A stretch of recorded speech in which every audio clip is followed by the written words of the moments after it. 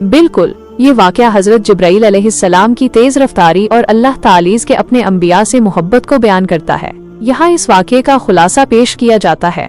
हज़रत जिब्रील अलैहिस्सलाम की सुरत रफ्तार का अजीब वाक़या।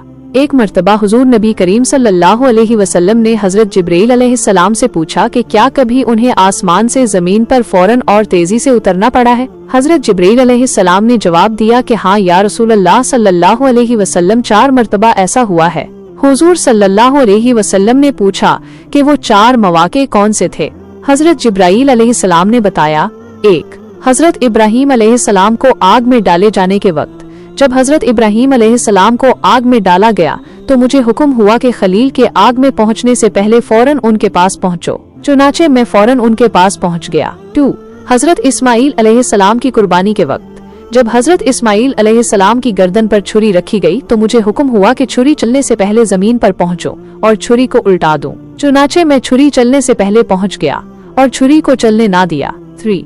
हज़रत यूसुफ अलैहिस्सलाम के कुएं में गिरने के वक्त। जब हज़रत यूसुफ अलैहिस्सलाम कुएं की तह तक पहुंचने वाले थे तो मुझे हुक्म हुआ कि कुएं से एक पत्थर निकालकर इन्हें उस पर आराम से बिठा दूं। चुनाचे मैंने ऐसा ही किया। 4.